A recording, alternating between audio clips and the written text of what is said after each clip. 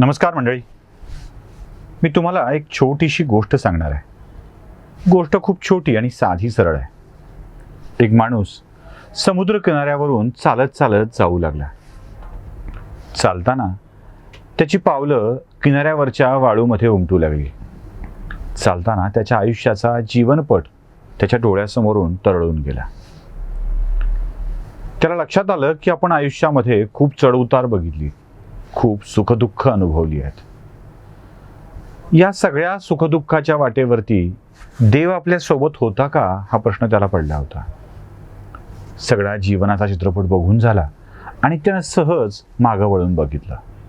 तेव्हा त्याच्या लक्षात आलं की जेव्हा तो सुखात होता तेव्हा 4 पावलं त्याच्या सोबत चालत होती दिसली वाळूवरची, आणि जेव्हा तो दुःखात आला तेव्हा 2च पावलं वाळूवरती दिसली. त्यानं मनातल्या मनात अंदाज घातला, देव सुखात माझ्या सोबत चालत होता,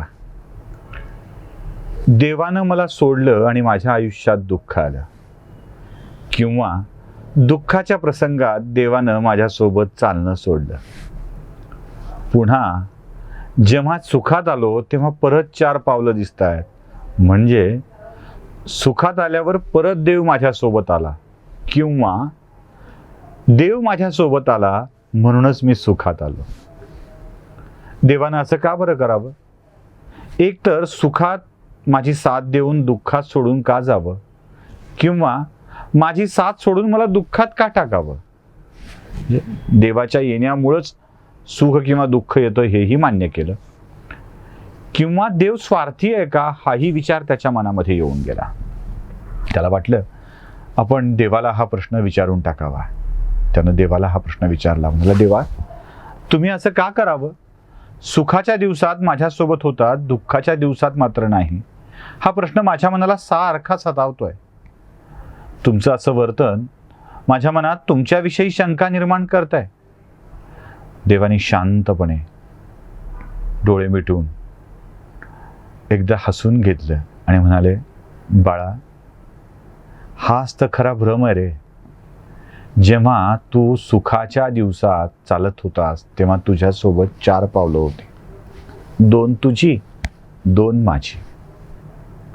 दुःखाच्या दिवसात तुला पुन्हा 2च पावलं दिसली, आणि सुखाच्या दिवसात परत 2 तुझी आणि 2 माझी दिसली. इथे तू फसलास. अरे जेव्हा सुखाच्या दिवसात चालत होतास तेव्हा तुझ्या सोबत मी चालत होतो. अचानक तुझ्या समोर दुःख आलं तेव्हा तुला मी उचलून माझ्या कवेत घेतलं आणि दुःखाच्या पलीकडे नेऊन ठेवलं.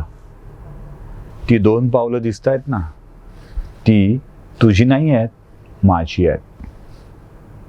दुःखाच्या दिवसात मीच तुला उचलून घेऊन दुःखाच्या पलीकडे नेऊन ठेवलं, म्हणून तर तू दुःख पार करू शकलास ना. असंच आहे मंडळी, आपण देवाचं अस्तित्व नेमकं सुखाच्या दिवसात विसरून जातो. दुःखात तो असावा असं वाटतं, पण त्याच्या असण्याची जाणीव मात्र आपल्याला असत नाही. खरं तर दुःखाच्या दिवसातून परत सुखाच्या दिवसात नेऊन सोडण्याचं काम तोच देव, तोच पांडुरंग, तोच विठ्ठल, तोच कृष्ण, तोच विष्णू, तोच महादेव करत असतो. खरं तर दुःखाच्या दिवसात चालण्याचं बळच तो असतो. कदाचित या चालण्याच्या बळालाच देव असं म्हणत असतील. तोच तर आपल्यात अखंड ऊर्जा भरत असतो. आपल्यातली ही ऊर्जा म्हणजेच ईश्वर नाही का? याच ऊर्जेला परत भरून घेण्यासाठी बघा, आपला मोबाईल चालत असतो, त्या सगळ्या सुविधा आपल्याला देत असतो, पण दिवसाच्या शेवटी सायंकाळच्या वेळेला सूर्य कल्ल्यावर किंवा अंधारात आपली बॅटरी डाऊन व्हायला लागते. तेव्हा ती डाऊन झालेली बॅटरी आपण चार्जिंगला लावतो आणि आपला मोबाईल पुन्हा बोलण्यासाठी सज्ज होतो.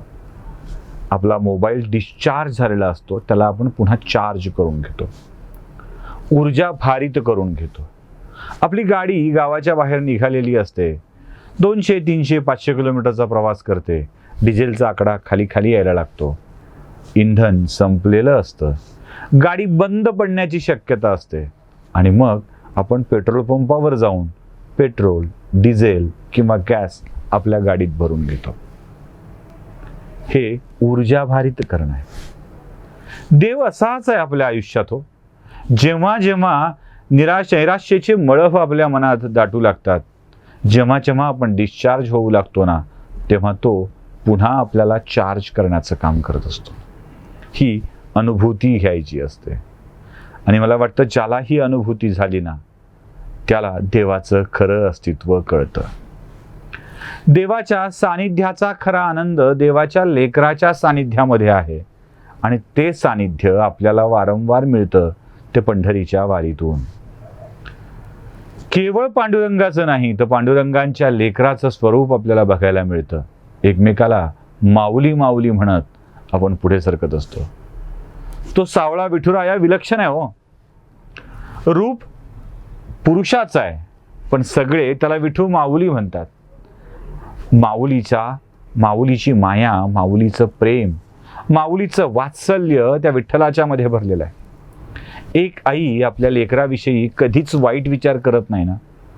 कुपुत्रो जायते, कुमाता कधीच होत नाही, कधीच होऊ शकत नाही. ही कुमाता जशी होत नाही ना, म्हणूनच त्या विठ्ठलाला माऊली म्हटलंय.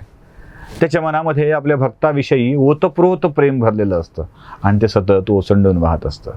म्हणून तर हजारोच्या नव्हे लाखोंच्या संख्येनं माणसांचे लोंढेच्या लोंढे पंढरीच्या दिशेनं चाललेले असतात. महाराष्ट्रातला असा एकही कोपरा नाही जिथून वारकरी पंढरीच्या दिशेनं जात नसतो.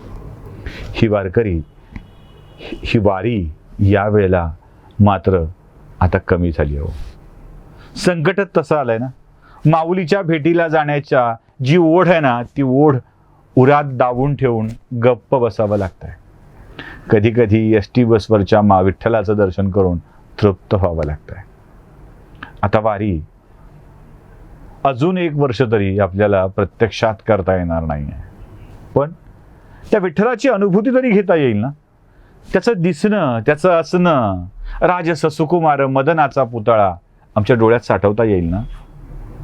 ज्याच्या अस्तित्वानं शशिकळा लोभतात, रवी शशिकळा लोभतात, त्या विठ्ठलाला मनातल्या मनात तरी डोळे भरून बघता येईल ना.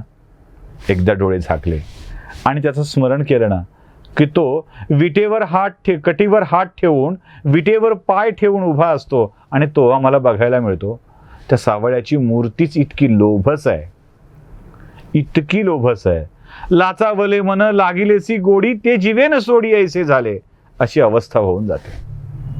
पण प्रत्यक्षात या वेळेला नाही जाता येणार. म्हणून तर आम्हीही ही डिजिटल वारी आपल्या जवळ घेऊन आलो आहोत. या वारीच्या माध्यमातून, शब्दांच्या माध्यमातून त्या सावळ्याचं रोज स्मरण आम्हाला करायचं आहे. ही वारी काय आहे? वाळवंटी घाई ही काय आहे, कशासाठी आहे, हे सगळं आपल्याला समजून घ्यायचं आहे.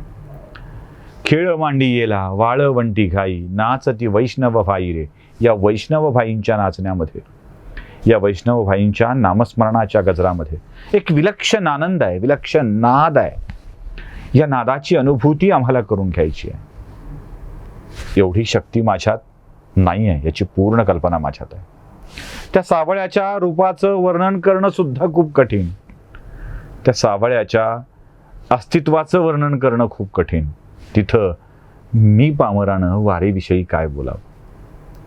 पण तरीही जे माझ्या मनाला सुचतं, जे माझ्या मनाला वाटलं, ते तुमच्या समोर मांडण्याचा प्रयत्न करणार आहे. मायबाप दर्शक हो, आपण मायबाप आहात आणि चुकले मुकले शब्द मुलांचे गोडज जनकाते, बघुनी त्यांच्या बालिश लीला मनी हर्ष दाटे, अशी जी अवस्था असते ना, ती तुम्हाला यावी अशी माझी अपेक्षा आहे. या मुलाचे वारीविषयीचे बोबडे बोल तुम्ही ऐकून घ्याल. माझा प्रयत्न असा असेल की ती वारी तुमच्या समोर मांडावी, स्पष्ट करून सांगावी. ही क्षमता माझी नाहीच आहे, तेवढं सामर्थ्यही माझ्या वाणीमध्ये नाही आहे. पण वारीतल्या अभंगांचं, संत साहित्याचं थोडंसं दूध पिऊन माझी जेवढी काही वाणी पवित्र झाली असेल ना, त्या वाणीच्या माध्यमातून ही पूजा मांडण्याचा मी प्रयत्न करणार आहे. ही माझ्या विठ्ठलाची मी मांडलेली पूजा असेल आणि डिजिटल माध्यमातून आपल्याला त्या सावळ्याचं दर्शन करून देण्याचा हा प्रयत्न असेल. अपेक्षा एवढीच आहे की आजपासून रोज सकाळी 7 वाजता आषाढी वारी होईपर्यंत आपण वारी हा विषयच घेऊन आपल्या भेटीला येणार आहोत. इतर विषय इतर वेळी चालत राहतील, पण ही वारी आपल्या सगळ्यांच्यासाठी रोज सकाळी 7 वाजता, आजपासून रोज सकाळी 7 वाजता ॲनालायझरवर असणार आहे. यासोबत आणखीही काही लोक आपल्याशी जोडले जाणार आहेत, त्यांचेही स्वतंत्रपणे विषय मांडले जातील. त्यामुळं आपली पाऊले चालती पंढरीची वाट या शब्दामधून पाऊले चालती पंढरीची डिजिटल वाट असं आपण म्हणायला हरकत नाही. डिजिटली या सावळ्याचं दर्शन घेण्याची, या सावळ्याच्या भक्ताचं दर्शन घेण्याची.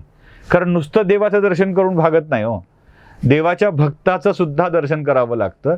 कारण त्यांच्या भक्तीमध्ये ही शक्ती आहे की ते आपल्याला सावळ्याशी थेट जोडू शकतात. संतांच्या स्मरणाने, ज्यांनी रामकृष्ण हरी नावाचा षडाक्षरी मंत्र आम्हाला दिला ना, ज्यांनी अरे विठ्ठला म्हटल्याबरोबर तो आपल्या मदतीला येतो म्हणून सांगितलं ना, ज्याच्या भक्तीचा परिणाम एवढा मोठा की अरे विठ्या म्हणणाऱ्या औडाबाईला भामगरीच्या डोंगरावर जाऊन तिच्या पायातला काटा काढावा लागला. ज्या जगतपालकाचे पाय धरायला आम्ही असूसलेले असतो ना, त्या जगतपालकानं औडाबाईचे पाय धरले हो, त्यातल्या पायातला काटा काढला. ही शक्ती ज्या संतांनी आम्हाला दिली आहे ना, त्या संतांचं स्मरण हे सुद्धा माझ्या सावळ्याचं स्मरण आहे. म्हणून त्यांचंही स्मरण आपण या निमित्तानं करणार आहोत. अपेक्षा एवढीच आहे की रोज सकाळी 7 वाजता आपण या वारीमध्ये सहभागी असाल. उद्यापासून आपली प्रभात काळ, आपला सूर्योदय वारीच्या स्मरणानं होईल आणि पांडुरंगाच्या स्मरणानं होईल. अपेक्षा आहे हे सगळे भाग तुम्हाला नक्की आवडतील. उद्या पहिला भाग घेऊन येतोय, चला वारीला सुखाचा मंत्र शोधायला. हाच सुखाचा मंत्र शोधण्यासाठी आपण वारीला जातोय.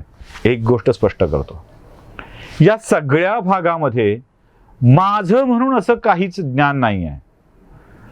करीतो कवित्व म्हणाल हो कोणी, नवे माझी वाणी पदरीची, असं दिव्यज्ञान सांगून तुकारामांनी सुद्धा ही माझी वाणी पदरीची नाही असं सांगितलं.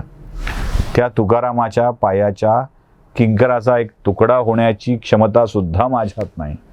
त्यामुळं जे काही लोकांनी सांगितलंय तेच तुमच्या समोर मांडण्याचा मी प्रयत्न करणार आहे. तेव्हा पाहत रहा रोज सकाळी 7 वाजता ॲनालायझर. नमस्कार.